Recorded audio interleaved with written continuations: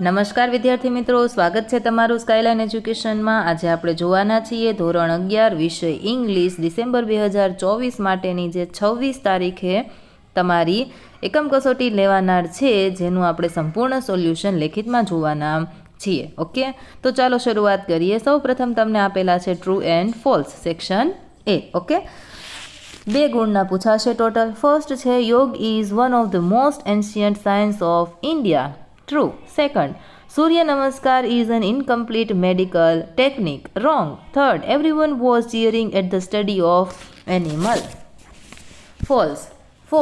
Fourth ની અંદર આવશે true, ફિફ્થ છે એમાં આવશે false, સિક્સ છે એનો આન્સર આવશે false, ત્યાર પછી 7 છે એમાં પણ false, 8 છે એની અંદર આન્સર આવશે true, 9th છે એનો આન્સર તમારે કમેન્ટ કરવાનો રહેશે, 10 છે એમાં પણ આન્સર આપણે લખીશું ટ્રુ। ત્યાર પછી આપણને આપેલું છે find out the nearest meaning. તો ફર્સ્ટ છે ગ્રીવ, એમાં આપણે જવાબના અંદર લખીશું સોરો, સેકન્ડમાં આવશે ડિસ્ટર્બ, થર્ડમાં આન્સર આપણે લખીશું રિમૂવ, ફોર્થમાં આન્સર લખીએ આપણે કોલ, ફિફ્થની અંદર આન્સર લખીશું જોય, સેકન્ડ, સિક્સની અંદર સ્કોલ્ડ, 7માં કમ્પ્લેન, 8માં આન્સર આવશે કન્વિન્સ, 9ની અંદર આન્સર આવશે બેટ, BET બેટ, અને 10માં આવશે ફોલ ડાઉન। ત્યાર પછી આગળ આપણે જોઈએ તો અહીં આપણને આપેલું છે ફંક્શન। ઓકે, તો અહીં બ્રેકેટની અંદર જે ફંક્શન આપેલા છે એમાંથી આપણે કરેક્ટ જે વાક્યને લાગુ પડતું હોય એ ફંક્શન આપણે શોધીને લખવાનું છે।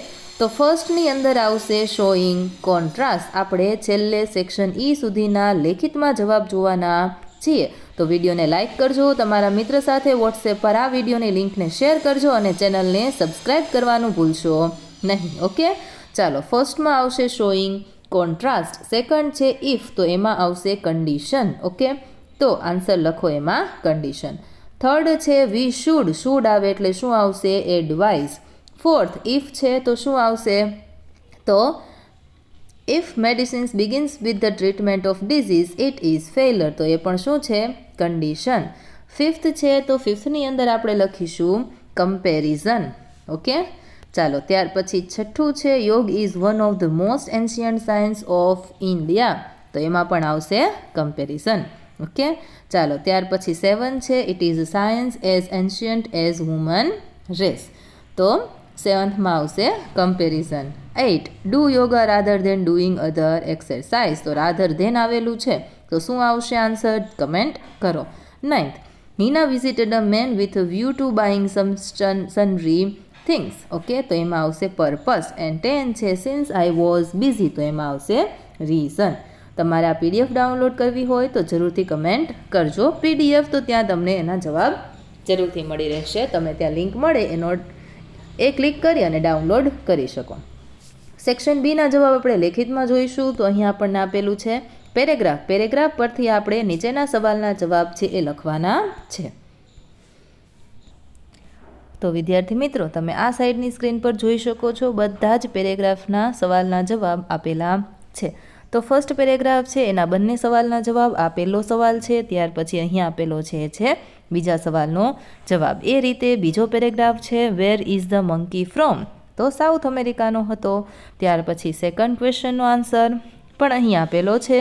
ત્યાર પછી DNA વાળો પેરેગ્રાફ આપણને આપેલો છે। ઓકે, તો એના જવાબ આપણે જોઈશું। તો એ અહીં આપેલા છે વોટ ઇઝ DNA, અને ત્યાર પછી સેકન્ડ હાઉ કેન। ઓકે, ત્યાર પછીનો પેરેગ્રાફ છે lord bless you, what was father brown. Okay, તો ફર્સ્ટ અને સેકન્ડનો આન્સર। ત્યાર પછી વિચ અફેક્ટિવ, ઓકે, તો અહીં પણ આપેલો છે સવાલનો જવાબ, બીજો સવાલનો જવાબ સ્ક્રીન પર જોઈ શકો છો। ચાલો, એવી રીતે જોતા જજો। ક્લાસરૂમવાળો જે પેરેગ્રાફ આપેલો છે describe and what happened, okay, ત્યાર પછી વેલેન્ટાઇન છે એની અંદર what does the priest. Okay, ચાલો, સૂર્ય નમસ્કારવાળો પેરેગ્રાફ આપેલો છે વિચ ઇઝ કમ્પ્લીટ,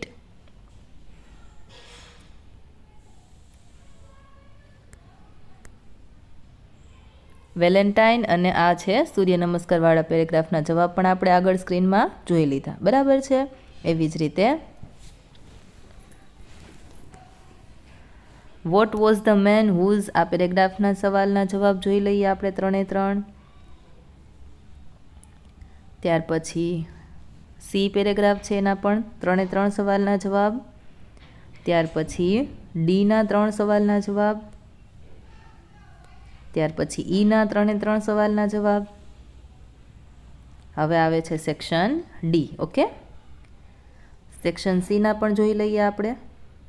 તો સેક્શન સીની અંદર પહેલાં આપણને પહેલો પેરેગ્રાફ આપેલો છે એ, એના સિવાયના આપણે બી, સી, ડી, ઈ બધાના જવાબ જોઈ લીધા. બરાબર, આ સવાલના જવાબ તમારે જોઈતા હોય તો સવાલ છે એ જરૂરથી કમેન્ટની અંદર જણાવજો. ત્યાર પછી સેક્શન ડી આપેલો છે, એમાં આપણને કહ્યું છે first aid is the immediate medical help given to an injured person. Second, in Gujarat, the black buck are seen in Saurashtra. Okay, are seen in Saurashtra. So the famous Black Buck Nation Park is located in Velavadar. Third છે lower your knee chest. Okay, second આવશે with your palm firmly. Okay, fourth, children, today we have to talk about domestic animals. Just to make it interesting, let's start. Okay, ચાલો ત્યાર પછી આગળ જોઈશું આપણે. Fifth, India got the freedom not by arms but by non-violence. Okay, thousands of people who took part in freedom. 6, Black buck is the fastest of all antelopes. It is mainly found in India. Okay, ચાલો ત્યાર પછી આપણને શું આપેલું છે તો કે section E આપેલો છે, એમાં આપણને કહ્યું છે ઇન્ફોર્મેશન આપેલી છે નીચે, એના વિશે આપણે 80 શબ્દનો પેરેગ્રાફ બનાવવાનો છે. તો એ પણ આપણે જોઈ જ લઈએ સાથે સાથે. બરાબર છે, તો ફર્સ્ટ છે draft a brief report on how the independence day was celebrated. Okay, તો ચાલો જોઈએ એ પણ. આગળ આપણે સેક્શન ડીના જે સવાલના જવાબ જોયા એ આપણે અહીં જવાબ લખેલા જ છે રિટર્નની અંદર. ઓકે, ચાલો ત્યાર પછી રિપોર્ટ આપણને આપેલો છે. ફર્સ્ટ, વિડીયો પોઝ કરી અને લખતા જજો, વિડીયોને લાઇક કરજો, તમારા મિત્ર સાથે વોટ્સએપ પર જરૂરથી આ વિડીયોની લિંકને શેર કરજો. આ છે સેકન્ડ રિપોર્ટ. ઓકે, તમે જો ચેનલ પર નવા હોય તો ચેનલને સબસ્ક્રાઈબ કરવાનું ભૂલશો નહીં. Third report. અને જો તમારે આ સોલ્યુશનની પીડીએફ ડાઉનલોડ કરવી હોય તો ટેલિગ્રામ ચેનલને જરૂરથી જોઈન કરી લેજો, ત્યાં તમને બધા જ સવાલના જવાબ મળી રહેશે. અને ચોથો રિપોર્ટ છે આ છેલ્લો. ઓકે વિદ્યાર્થી મિત્રો, મળીએ આવતા વિડીયોની અંદર. આપણે પૂરેપૂરા 25 ગુણના પેપરનું આખું સોલ્યુશન કરેલું છે અને એ પણ રિટર્નમાં. તો ફટાફટ વિડીયોને લાઇક કરો, શેર કરો, ચેનલને સબસ્ક્રાઈબ કરો અને જે પણ સવાલ હોય એ તમે કમેન્ટ બોક્સમાં કરી શકો છો અને તમારી શાળાનું નામ રેડ હાર્ટ સાથે જરૂરથી કમેન્ટ બોક્સમાં દર્શાવજો. મળીએ આવતા વિડીયોમાં.